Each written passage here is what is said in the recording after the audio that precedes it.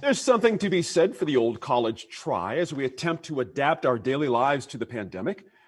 We've seen it this week as Democrats took a swing at a virtual nominating convention. Republicans get their turn next week. Then we'll see an actual burning of Zozobra, but one that's broadcast and webcast and even shown on drive-in movie theater screens. And there's going to be a virtual state fair. Ha, I love it. Let's start with the convention. Serge, did you like what you saw in terms of presentation when it came to the Democrats and what they've been doing the last couple nights?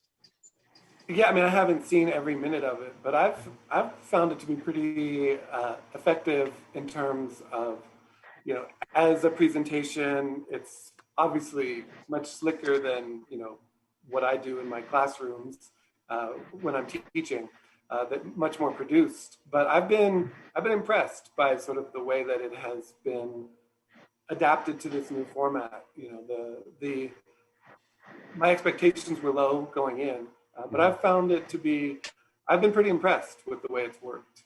Senator Snyder, should the Republicans be taking notes? Did you see anything that you said, oh boy, Democrats got this on lock. Republicans better find a way to do this as well or better? Anything in particular that's grabbed you remotely like this? Yes, the state roll call was just tremendous. And I'm sitting there going, I hope somebody has had a brilliant idea, because this was wonderful. And I would not object at all to seeing our 50 states and the territories one more time with a different location. I mean, what a beautiful tour of our country that it was, and the people. And it also kept the time limit to not being 5 hours or so, and that's an exaggeration, of states voting. But I really thought the states were inventive. I loved ours. I thought New Mexico's was wonderful and certainly showed a part of us. And so, yeah, I hope the Republicans come up with something equally striking. Interesting point. I like that word, striking. It should be, actually. It should be. Ed Perea, interestingly, Zozobra, as I mentioned, is going to burn. It's going to happen. But here's what I'm curious about. It's supposed to be a no crowd thing, but how do you manage that? You can't tell me people aren't in Santa Fe going to be walking around trying to get a glimpse of Zozobra for real being burned. Is this actually a doable thing for, when you think about it? Well, it's a challenge. It's clearly a challenge, and it's going to require everyone to adapt to this new transition, this new norm which we're currently dealing with. I know the organizers would love for people to just virtually log on their computer and have access via their webcam to the entire event. And we know there are processes by which people can put forth their those things that they want to burn through the use of Zozobra on that evening. But yeah, that'll be a real challenge. The issue of social distancing, wearing face masks. I'm not sure whether this crowd that participates in Zozobra in greater numbers are conservative or maybe liberal. But I think we find the usage of some of these guidelines for public health and public safety, social distancing, and face masks tend to be sometimes partisan. So I think depending on who your observers are, I think you may either see greater use of public health precautions or not as well. But because this is so new for everyone, it's going to be a challenge, and it's probably going to be a wait and see. Yeah, I think you're right. I think you're right on that. House parties. I mean, who knows what's going to be going on there? Hey, Serge, we got to talk about State Fair. It's a big deal here. The idea of a virtual remote State Fair. They're planning on doing some interesting things, though. Some thought went into this when you really look over the list. Pet costumes, flower arrangement contests, animal contests, of course, for the 4-H kids. When you read over this, is this something that appeals to you as a State Fair patron? Is this something you would participate in? So, just like with the DNC, right? I have to confess that I am skeptical of these online celebrations, but the more I learn about them, the more I'm becoming more, I guess, less skeptical, right? You hear about, I've heard about like beer festivals where they send you the beer and you taste it with the other folks at the festival.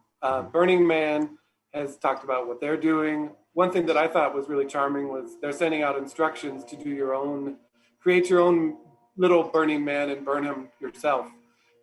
So they're getting really creative folks are getting really creative for how they do this.